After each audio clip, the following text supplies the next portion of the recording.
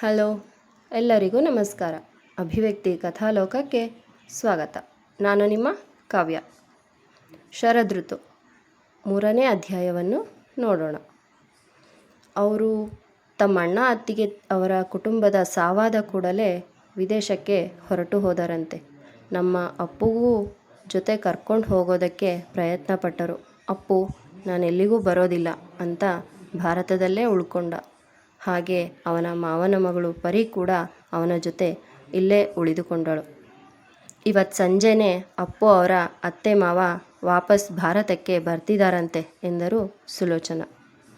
ಅಂದರೆ ಸುಂದರಪ್ಪ ಸುಶೀಲಮ್ಮ ವಾಪಸ್ ಬರ್ತಿದ್ದಾರಾ?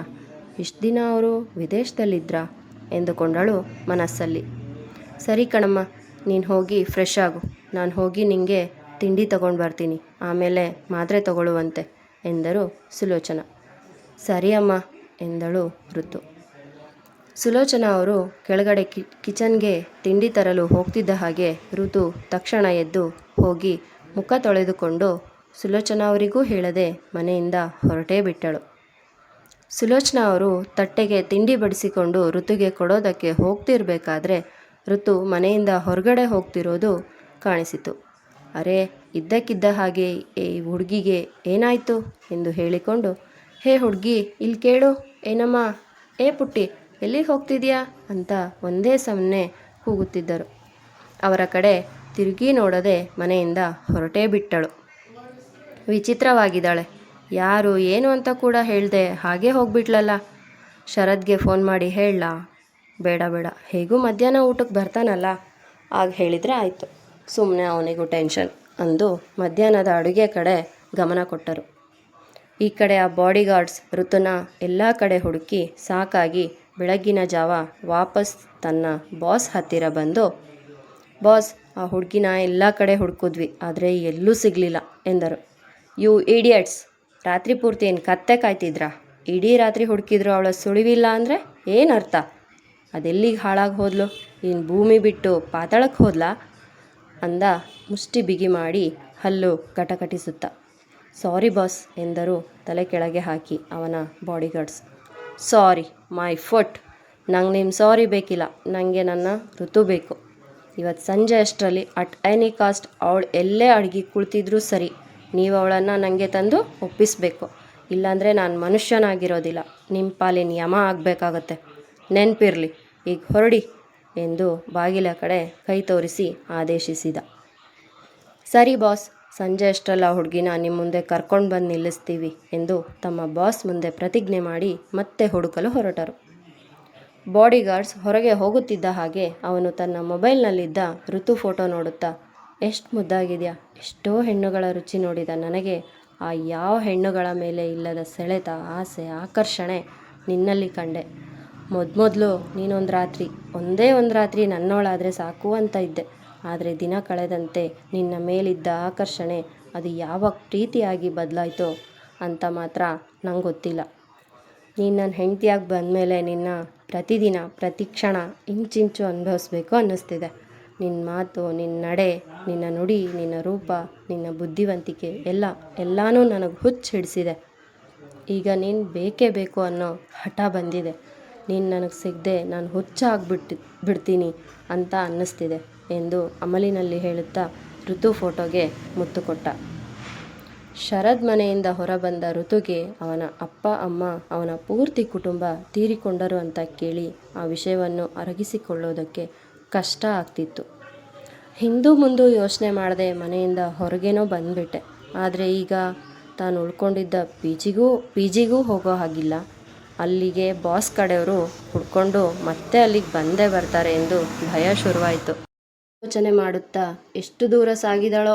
ಮಧ್ಯಾಹ್ನದ ಸುಡು ಬಿಸಿಲ ಸೂರ್ಯ ತನ್ನ ತಾಪವನ್ನು ಹೆಚ್ಚಿಸಿದ್ದ. ನಡೆದು ಸುಸ್ತಾದ ಹಾಗೆ ಆಗಿ ಅಲ್ಲೇ ಕಣ್ಣಳತೆಯ ದೂರದಲ್ಲಿ ಒಂದು ದೇವಸ್ಥಾನ ಇತ್ತು. ನಿನ್ನೆ ರಾತ್ರಿಯಿಂದ ಏನೂ ತಿಂದಿರದ ಕಾರಣ ಹೊಟ್ಟೆ ತನ್ನಿರುವಿಕೆಯನ್ನು ಎಚ್ಚರಿಸಿತ್ತು. ಸೀದಾ ದೇವಸ್ಥಾನದ ಒಳಗಡೆ ಹೋದವಳು ಅಲ್ಲೇ ಇದ್ದ ನಲ್ಲಿಯಲ್ಲಿ ಕೈಕಾಲು ಮುಖ ತೊಳೆದುಕೊಂಡು ಒಳಗಡೆ ಅಡಿ ಇಟ್ಟಳು. ಅಲ್ಲಿ ಪ್ರಸಾದ ಹಂಚುತ್ತಿದ್ದರು. ಅದು ಒಂದು ಆದಿಶಕ್ತಿಯ ದೇವಸ್ಥಾನವಾಗಿತ್ತು. ದೇವಿಯ ದರ್ಶನ ಪಡೆದು ಪ್ರಸಾದವನ್ನು ತೆಗೆದುಕೊಂಡು ದೇವಸ್ಥಾನದ ಪ್ರಾಂಗಣದಲ್ಲಿ ಇದ್ದ ಅರಳಿ ಮರದ ಕಟ್ಟೆ ಮೇಲೆ ಕೂತು ಪ್ರಸಾದ ಸೇವಿಸಿದಳು. ಪ್ರಸಾದ ಸೇವಿಸಿದ ಮೇಲೆ ಸ್ವಲ್ಪ ನಿಶ್ಶಕ್ತಿ ಕಡಿಮೆ ಆದಂತೆ ಎನಿಸಿ ದೇಹಕ್ಕೆ ತುಸು ತ್ರಾಣ ಬಂದಂತಾಯಿತು. ಮುಂದೆ ದಾರಿ ಕಾಣದೆ ಯೋಚನೆಯಲ್ಲಿ ಮುಳುಗಿದಳು. ಈಗ ನಾನು PGಗೆ ಹೋದರೆ ಅವರು ಅಲ್ಲಿಗೂ ಬರ್ತಾರೆ, ಸುಲಭವಾಗಿ ನನ್ನ ಹಿಡಿದು ಆ ಕಾಮುಕನ ಕೈಗೆ ಕೊಡ್ತಾರೆ. ಈಗ ಏನು ಮಾಡಲಿ ತಾಯಿ, ನೀನೊಂದು ದಾರಿ ತೋರಿಸು, ನನಗಂತೂ ಯಾವ ದಾರಿನೂ ಹೊಳೆಯುತ್ತಿಲ್ಲ ಎಂದು ದೇವರನ್ನು ಮನದಲ್ಲೇ ಬೇಡಿಕೊಳ್ಳುತ್ತಾ ಕಣ್ಣೀರು ಹಾಕಿದಳು. ಏನಾದರೂ ಆಗಲಿ, ಒಂದು ಸಾರಿ PGಗೆ ಹೋಗಿ ನನ್ನ ಬಟ್ಟೆ ಬರೆಯೆಲ್ಲ ಪ್ಯಾಕ್ ಮಾಡಿಕೊಂಡು ಈ ಊರು ಬಿಟ್ಟು ಹೊರಟು ಹೋಗ್ತೀನಿ. ಆಗ ಆ ಕಾಮುಕನಿಂದ ಬಚಾವಾಗಬಹುದು. ಹಾಗೆ ಶರದ್ ಕಣ್ಣಿಗೂ ಮತ್ತೆಂದೂ ಬೀಳದೇ ಇರೋ ಹಾಗೆ ಆಗುತ್ತೆ. ಅವನಾಗೆ ಅವನು ನನ್ನನ್ನು ತನ್ನ ಜೀವನದಿಂದ ಶಾಶ್ವತವಾಗಿ ಹೊರಗೆ ಹಾಕಿದ್ದಾನೆ. ಇನ್ನೆಂದೂ ಅವನ ಹೃದಯದಲ್ಲಿ ನನಗೆ ಸ್ಥಾನ ಇಲ್ಲ. ಹಾಗಿದ್ಮೇಲೆ ಇಲ್ಲಿದ್ದು ಏನು ಪ್ರಯೋಜನ ಅಂತ ಗಟ್ಟಿ ಮನಸ್ಸು ಮಾಡಿ ಊರು ಬಿಡೋ ತೀರ್ಮಾನ ಮಾಡಿದಳು. ದೇವಸ್ಥಾನದಿಂದ ಹೊರಗೆ ಬಂದು ತಾನಿದ್ದ PG ಕಡೆ ಹೊರಟಳು. ಇವಳು ತಾನಿದ್ದ PG ಕಡೆ ಬರೋದಕ್ಕೂ ಆ ಬಾಡಿಗಾರ್ಡ್ಸ್ ಬರೋದಕ್ಕೂ ಒಂದೇ ಸಮಯ. ಋತು ಇನ್ನೇನು ಗೇಟ್ ದಾಟಿ ಒಳಗಡೆ ಹೋಗಬೇಕು. ಆ ಬಾಡಿಗಾರ್ಡ್ಸ್ ಕೂಡ ಅವಳನ್ನು ನೋಡಿ ಅಲ್ಲಿದ್ದಾಳೆ ಅಂತ ಕೂಗಿ ತನ್ನ ಉಳಿದ ಸಂಗಡಿಗರಿಗೆ ಹೇಳಿದನೊಬ್ಬ. ಋತುಗೆ ತನ್ನ ಕಡೆ ಬರುತ್ತಿರುವ ಬಾಡಿಗಾರ್ಡ್ಸ್ನ ನೋಡಿ ಜೀವ ಬಾಯಿಗೆ ಬಂದಿತ್ತು. ಅಯ್ಯೋ ದೇವ್ರೇ, ಯಾರ ಕಣ್ಣಿಗೂ ಬೀಳದೆ ತಕ್ಷಣ ಈ ಊರು ಬಿಟ್ಟು ಹೋಗಬೇಕು ಅಂದ್ಕೊಂಡ್ರೆ ಇದೇನಪ್ಪ ಭಗವಂತ, ಮತ್ತೆ ಇವ್ರ ಕಣ್ಣಿಗೆ ಬೀಳೋ ಹಾಗೆ ಮಾಡಿದೆ ಎಂದ್ಕೊಳ್ಳುತ್ತಾ ಅಲ್ಲಿಂದ ಕಾಲ್ಕಿತ್ತಳು. ಇವಳು ಓಡುತ್ತಿರುವುದು ನೋಡಿ ತಾವೂ ಅವಳ ಬೆನ್ನಟ್ಟಿದರು. ಅವಳು ಮೊದಲು ಬಂದ ದಾರಿಯಲ್ಲೇ ಮತ್ತೆ ಓಡಿದಳು. ಸಂಧಿಗೊಂದಿ ಎನ್ನದೆ ಓಡುತ್ತಾ ತನ್ನ ಮಾನ ಕಾಪಾಡಿಕೊಳ್ಳಲು ಹರಸಾಹಸ ಮಾಡುತ್ತಿದ್ದಳು ಋತು. ಈ ಕಡೆ ಮಧ್ಯಾಹ್ನದವರೆಗೂ ತನ್ನ ಕೆಲಸ ಮಾಡಿ ಮುಗಿಸಿ ಊಟಕ್ಕೆ ಮನೆ ಕಡೆ ಹೊರಟ ಶರದ್. ಅವನಿಗೆ ಬೆನ್ನಿಗೆ ಬಿದ್ದ ಬೇತಾಳ ಆದ ಪರಿ ಕೂಡ ಅವನ ಕಾರ್ ಏರಿ ಕುಳಿತಳು. ಹೇ ಇಳಿಯೇ ಕೆಳಗೆ ಅಂತ ಗದರಿದ. ಹೇ ಯಾಕೋ ಇಳಿಬೇಕು ಎಂದಳು ಪರಿ. ನೀನಿಲ್ಲೇ ಕ್ಯಾಂಟೀನಲ್ಲೇ ಊಟ ಮುಗಿಸಿ ಪೆಂಡಿಂಗ್ ವರ್ಕ್ ಮುಗಿಸು ಎಂದರೆ ಶರದ್. ಹೋಗೋ, ಅದೆಲ್ಲ ಆಗಲ್ಲ, ನೀನು ಮಾತ್ರ ಮನೆಗೆ ಊಟಕ್ಕೆ ಹೋಗ್ಬೋದು, ನಾನು ಹೋಗಬಾರ್ದಾ? ಇದು ಮೋಸ ಅಲ್ವಾ ಅಂದರೆ. ನಿನ್ನ ತಲೆ ಕೆಳಗಿಳಿ, ಪೆಂಡಿಂಗ್ ಇರೋ ಕೆಲಸ ಮುಗಿಸು ಎಂದ ಶರತ್. ಅದರ ಹೇಗಾಗುತ್ತೆ, ನೀನು ಎಲ್ಲೋ ನಾನಲ್ಲೇ ಎಂದಳು ಪರಿ ರಾಗವಾಗಿ. ಈಗೇನು ಇಳಿಯೋದಿಲ್ವಾ ಅಂದ ಶರದ್ ಕೋಪದಿಂದ. ಇಲ್ಲ ಅಂದರೆ ಇಲ್ಲ, ಇಳಿಯೋದಿಲ್ಲ ಅಂದಳು ತಾನು ಅವನಂತೆ ಹುಸಿ ಕೋಪ ತೋರುತ್ತಾ. ಸರಿ ಬಿಡು, ಇವತ್ತೊಂದು ದಿನ ನಿನ್ನ ಹೇಗೋ ಸಹಿಸ್ಕೊಂಡು ಬಿಡ್ತೀನಿ, ಯಾಕಂದರೆ ಅತ್ತೆ ಮಾವ ಬರ್ತಿದ್ದಾರೆ ಅಲ್ವಾ ಎಂದ ಶರದ್. ನಾಳೆಯಿಂದ ನಾನು PGಯಲ್ಲಿ ಅದೆಲ್ಲ ಸೀನಿಲ್ಲ. ಏನೋ ಇಷ್ಟು ದಿನ ಮೊಮ್ಮ ಡ್ಯಾಡ್ ಇರಲಿಲ್ಲ, ವಯಸ್ಸಿಗೆ ಬಂದಿರೋ ಹುಡುಗಿ ಮದುವೆ ಆಗದೆ ಇರೋ ಹುಡುಗನ ಜೊತೆ ಒಂದೇ ಮನೇಲಿದ್ದರೆ ನೋಡಿದವರು ಬಾಯಿಗೆ ಬಂದ ಹಾಗೆ ಮಾತಾಡ್ತಾರೆ ಅಂತ ಇಷ್ಟು ದಿನ ಹೇಗೋ ಅಡ್ಜಸ್ಟ್ ಮಾಡ್ಕೊಂಡು PGಯಲ್ಲಿದ್ದೆ. ಆದರೆ ಈಗ ಹೇಗೂ ಮೊಮ್ಮ ಡ್ಯಾಡ್ ಬರ್ತಿದ್ದಾರಲ್ಲ, ಇನ್ಯಾಕೆ ಭಯ? ಅದಕ್ಕೆ ನಾನು ಇನ್ಮೇಲಿಂದ ನಿನ್ನ ಜೊತೆ ನಿನ್ನ ಮನೇಲೇ ಇರ್ತೀನಿ ಅಂದಳು ನಗುತ್ತಾ. ಕರ್ಮ, ನಿಂಗೆ ಹೇಳಿ ಏನು ಪ್ರಯೋಜನ? ಅತ್ತೆ ಮಾವ ಬರಲಿ, ಅವ್ರ ಜೊತೆ ಮಾತಾಡಿ ವಾಪಸ್ PGಗೆ ಕಳಿಸ್ತೀನಿ ಎನ್ನುತ್ತಾ ಕಾರ್ ಸ್ಟಾರ್ಟ್ ಮಾಡಿ ಮನೆ ಕಡೆ ಹೊರಟ. ಇತ್ತ ಕಡೆ ಆ ಬಾಡಿಗಾರ್ಡ್ಸ್ಗೆ ತಮ್ಮ ಬಾಸ್ನಿಂದ ಪದೇ ಪದೇ ಕಾಲ್ ಬರ್ತಿತ್ತು, ಋತು ಸಿಕ್ಕಿದಳ ಅಂತ. ಅವರಿಗೂ ತಲೆ ಚಿಟ್ಟು ಹಿಡಿದು ಹೋಗಿತ್ತು. ಈ ಬಾಸ್ ಒಬ್ಬರು ಮೇಲಿನ ಮೇಲೆ ಕಾಲ್ ಮಾಡಿ ತಲೆ ತಿನ್ನೋದೇ ಆಯಿತು. ಸಿಕ್ಕಿದ ತಕ್ಷಣ ಅವಳನ್ನು ಹಿಡಿದು ತಂದು ಅವರಿಗೆ ಒಪ್ಪಿಸ್ತೀವಿ ಅಂತ ಹೇಳಿದ್ದೀವಿ ತಾನೆ, ತಾಳ್ಮೆನೇ ಇಲ್ಲ ಬಾಸ್ಗೆ ಎಂದ ಒಬ್ಬ. ಒಂದು ಸಾರಿ ಬಾಸ್ಗೆ ನೀನೇ ಕಾಲ್ ಮಾಡಿ ಹೇಳು, ಅವಳನ್ನು ಅವಳ PG ಹತ್ತಿರ ನೋಡಿದ್ದೀವಿ, ಈಗ ಅವಳನ್ನು ಫಾಲೋ ಮಾಡ್ಕೊಂಡು ಹೋಗ್ತಿದ್ದೀವಿ ಅಂತ ಎಂದ ಇನ್ನೊಬ್ಬ. ಸರಿ ಎಂದು ಬಾಸ್ಗೆ ಕಾಲ್ ಮಾಡಿ ವಿಷಯ ತಿಳಿಸಿದ. ನೋಡಿ, ಯಾವುದೇ ಕಾರಣಕ್ಕೂ ಅವಳು ಇವತ್ತು ನಿಮ್ಮ ಕೈಯಿಂದ ತಪ್ಪಿಸ್ಕೊಳ್ಬಾರ್ದು. ಅಟ್ ಎನಿ ಕಾಸ್ಟ್ ಅವಳು ನನ್ನ ಮುಂದೆ ಇರಬೇಕು, ಇಲ್ಲಾಂದರೆ ನಾನು ಒಬ್ಬೊಬ್ಬರನ್ನು ಹುಟ್ಟಲಿಲ್ಲ ಅನ್ನಿಸ್ಬಿಡ್ತೀನಿ ಎಂದು ವಾರ್ನ್ ಮಾಡಿದ ಬಾಸ್.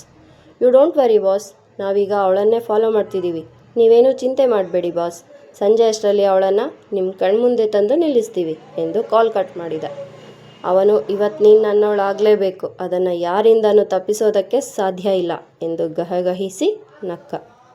ಮನೆಗೆ ಬಂದ ಶರದ್ ಹಿಂದೆಯೇ ಪರಿ ಬರುತ್ತಾ, ನೀನಾ ಏನೇ ಮಾಡಿದರೂ ನಾನಂತೂ ಪಿ ಜಿಗೆ ಹೋಗಲ್ಲ, ಮಾಮ್ಗಾದರೂ ಹೇಳ್ಕೊ ಡ್ಯಾಡ್ಗಾದರೂ ಹೇಳ್ಕೊ ಅಂದಳು. ಶರದ್ ಹಿಂದೆ ತಿರುಗಿ ಅವಳನ್ನು ಗುರಾಯಿಸಿದ ತಕ್ಷಣ ತನ್ನ ಬಾಯಿ ಮೇಲೆ ಬೆರಳು ಇಟ್ಕೊಂಡು ತಲೆ ತಗ್ಗಿಸ್ಕೊಂಡು ಬಂದಳು. ಈಗ ಬಂದ ಅಪ್ಪೋ ಎಂದರು ಸುಲೋಚನಾ. ಹಾಂ ಅಮ್ಮ, ಫ್ರೆಶ್ ಆಗಿ ಬರ್ತೀನಿ, ಊಟಕ್ಕೆ ರೆಡಿ ಮಾಡಿ ಎನ್ನುತ್ತಾ ತನ್ನ ರೂಮ್ಗೆ ಹೋದ ಶರದ್. ಪರಿ ಫ್ರೆಶ್ ಆಗದೆ ಹಾಗೆ ಡೈನಿಂಗ್ ಟೇಬಲ್ ಮೇಲೆ ಕೂತಳು. ಸುಲೋಚನಾ ಅವರು ಅಡುಗೆನೆಲ್ಲ ತಂದು ಡೈನಿಂಗ್ ಟೇಬಲ್ ಮೇಲೆ ಜೋಡಿಸಿದರು. ಶರದ್ ಫ್ರೆಶ್ ಆಗೋದಕ್ಕೆ ಅಂತ ರೂಮಿಗೆ ಹೋದಾಗ ಋತು ಇಲ್ಲದೆ ಇರೋದನ್ನು ನೋಡಿ ಎಲ್ಲಿ ಹೋದ್ಲು ಇವಳು ಎಂದುಕೊಳ್ಳುತ್ತಾ ಬಾತ್ರೂಮ್ ಕಡೆ ನೋಡಿದ. ಅಲ್ಲಿ ಯಾವ ಸದ್ದಾಗದೇ ಇದ್ದಾಗ ತಕ್ಷಣ ಸುಲೋಚನಾ ಅವರನ್ನು ಕೂಗಿದ. ಸುಲೋಚನಾ ಅವರು ಪರಿಗೆ ಅಪ್ಪು ಕರಿತಿದ್ದಾನೆ ಅನ್ಸತ್ತೆ, ನಾನು ಹೋಗಿ ನೋಡ್ಕೊಂಡು ಬರ್ತೀನಿ ಅಂತ ಹೋದರು. ಶಿಟ್, ಎಲ್ಲಿ ಹೋದ್ಲು ಇವಳು ಬ್ಯಾಗ್ ಫೋನ್ ಇಲ್ಲೇ ಇದೆ ಎಂದುಕೊಂಡ ಟೆನ್ಷನ್ ಮಾಡಿಕೊಂಡು. ಏನಾಯಿತು ಅಪ್ಪು, ಯಾಕೆ ಹಾಕಿ ಕೂಗ್ತಿದ್ಯಾ ಎಂದರು ಸುಲೋಚನಾ ರೂಮಿನೊಳಗೆ ಬರುತ್ತಾ. ಅಮ್ಮ, ಆ ಹುಡುಗಿ ಎಲ್ಲೋದ್ಲು ಎಂದ ಶರದ್. ಅವಳು ಬೆಳಗ್ಗೆನೇ ಹೊರಟು ಹೋದ್ಲು ಎಂದರು ಸುಲೋಚನಾ ಮಾಮೂಲಿಯಾಗಿ.